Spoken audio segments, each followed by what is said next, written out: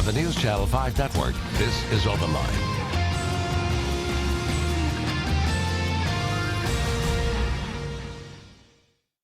Hello, everyone. Welcome to OpenLine. I am Ben Hall. Hot topic tonight. We're talking about guns at the Nashville Fairgrounds, guns and gun shows. As many of you know, Metro decided to halt gun shows at the fairgrounds until some new rules are put into place. The concern was that some felons had gotten guns without a background check.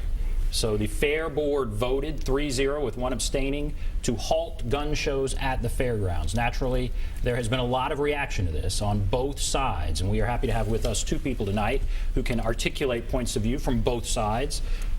Senator Lee Harris, who is the Senate Majority Leader, Democrat from Memphis. Senator Harris, thank you for being with us. Sure, thanks for having me. And John Harris, President of the Tennessee Firearms Association. You've been on many times. Thank you, John, for coming on. Thank you for inviting me back. All right. John, let me start with you.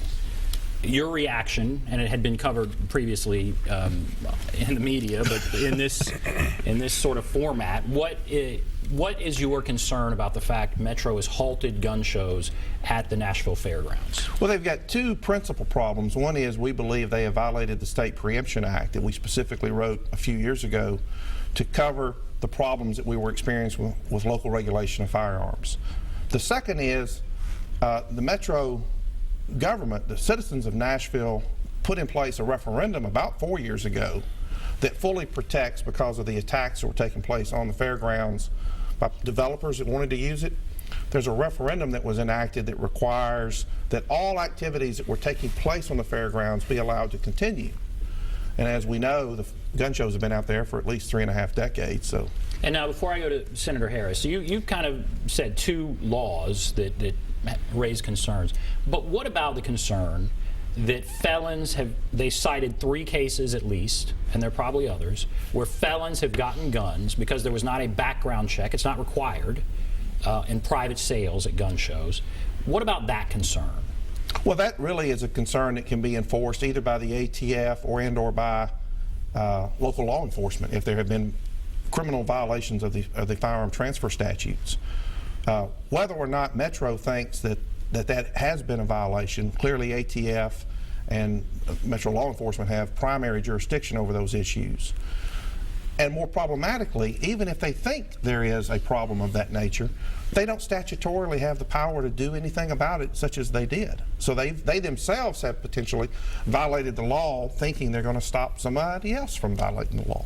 All right, Senator Harris, what do you think about this issue? Well, I think a number of things. I don't live in Nashville. I live in Memphis, of course, but it seems to me that the city of Nashville and those folks that are on the Fairgrounds Commission have the authority to decide how that fairground is going to operate. And based on what I've seen in the media reports, and again, I'm not from Nashville, not very close to this topic per se, but based on what I've seen in the media reports, it just seems like a common sense response in light of the safety concerns and the fact that some criminals were allowed to purchase guns, and therefore maybe we need to do something about that and collect ourselves and figure out a way to host these events in the future at some point after we can make sure that there are some checks in place. The issue is that, I mean, I've just met John, and I'm sure he bases what he says on something, but I would be surprised to read that Nashville is required to host gun shows. I mean, the Second Amendment is one thing, but also a right to enjoy gun shows in the city you live in. I mean, that's a stretch. So, all right, there is a law, right? There's a law that there's two. And I know about the second law. There's a law on the books about. Well, what is the law? You're talking about a specific law. Looking at that, the state preemption statute, which is Tennessee Code Annotated 3917-1314. And what that law says, and it's been on the books a long time, since 1986, and it's been strengthened over the last few years because we have had, that's it up there on the screen, we've had problems with local governments trying to regulate areas of firearms or ammunition, anything. And what the legislature said when they rewrote this statute just a few years ago was that local governments are completely prohibited from engaging in any type of activity concerning the regulation of firearms ownership, sale, transfer, use, possession. They have no jurisdictional authority by state law over any of those topics. But should the Fair Board have the authority to say, hey, there's some guns that are getting in the hands of felons, and we want to put rules in place to stop that. Should the Fair Board have the authority to do that? Well, they lost that argument in the General Assembly, and it was taken away from them, if they ever had it. But they still have the power to report it to the ATF. They still have the power to report it to the Tennessee Bureau of Investigation and to the Metro Police Department. And so if they reported it to ATF, if it was a legitimate problem, that's a 5-year felony. So, well, I just read that when you put it up on the screen. The short of it is that's about regulation of firearms and so forth. It's not it's not with respect to who you might have as tenants. And the city of Nashville owns a space. It's called the Fairgrounds, and they can decide who will be tenants in that space, who will be the licensees, who will come in, and so forth. So that's not unusual at all. They don't have to rent space to people who sell guns if they don't want to. There's no requirement that the city of Nashville rent space on city property to people who want to sell guns. If that were true, then gun sellers could say, hey, this law says, I want to carve out a little bit of park property, and I want to open up a booth and sell guns at a park. Or I want to carve out a little bit of school property, and I want to sell guns at a school. Nashville controls its physical real estate portfolio, and it can decide who to lease to and whom not to lease to. But in this case, they decided not to lease to or not to renew their leases, as I understand it, to gun sellers. To go the other side here, it does appear the law says that local governments can't regulate anything to do with guns. They didn't regulate it. Regulation is you can't have guns here. Regulation is you can't have this number of bullets. This is a decision not to renew a lease to gun sellers. And the city of Nashville enters into leases all the time, and some leases they decide not to renew. And they decided not to renew these leases. Now they gave a reason that was related to gun sales that that those tenants conducted. But the point is, all they did was say, we're not going to lease our space, our facility at the fairgrounds. We're not going to renew. We're going to go a different direction. So it would be if these sellers have any rights, it is in their contract. And if their contracts are being breached somehow, abrogated somehow, then maybe they can do something about that. But I don't think they are. Because I think, as far as I can read from media reports, the city of Nashville has said, or the Fairgrounds Commission has said, we're going to observe these contracts, but we're just not going to renew them.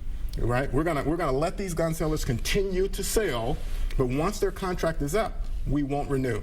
And if the contract gives them that right, then I don't see anything wrong with that. And I'm sure John would agree that the Second Amendment is important, but also contractual rights are important. And it's important for people to be able to depend on the ability to transact and negotiate. And that's what the city's done. They enter into a lease and they decided not to renew. So should the Fair Board have the right to dictate these kinds of things? Well, I agree with Senator Harris. He makes a great point that there's some latitude in terms of this contractual issue. And part of the problem is, even under his analysis is, and he may not be aware of this, but there are leases signed with those promoters stretching all the way out well into 2017, and they've canceled all of them. So it's not like they just said, okay, there's a lease in December, you can do this one, but we're not going to lease it to you in January. Those contracts are already in place, and they have just unilaterally, without contractual cause, terminated all of them because they decided to ban. The other thing is, and it makes a huge difference that we're talking about public property where the government should not discriminate on lawful activities that could transpire there versus, say, private property like Opryland Hotel, where they might want to and have a little more flexibility in saying, we just don't want that type of convention or that type of activity. The government here in Nashville has said, okay, sure, the gun shows are legal, perfectly legal under state and federal law, and we're just deciding we're going to discriminate against you because 3 people exercised a prejudice that they don't like guns. 3 people on the Fair Board. Correct. Now, you were saying that the Metro could contact the ATF if there were some violation of the law. The fact is, no one is saying there's a violation of the law. What we're talking about essentially is the old gun show loophole. Essentially, the private sellers can sell to another individual without a background check. That's correct, but if the sale was to someone that the seller knew or should have known was a felon or otherwise prohibited, that's the felony.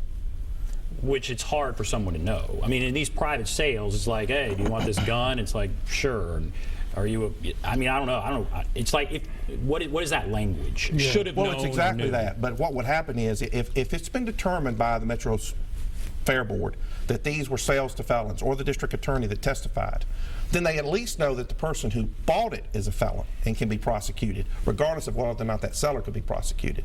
Those are two separate criminal prosecutions that could happen simultaneously or separately. All right, we are going to take a break, and then we're going to start taking phone calls. So if you want to call, there's the number, 615-737-PLUS, 615-737-7587. What are your thoughts? Take a break. Be back right after this.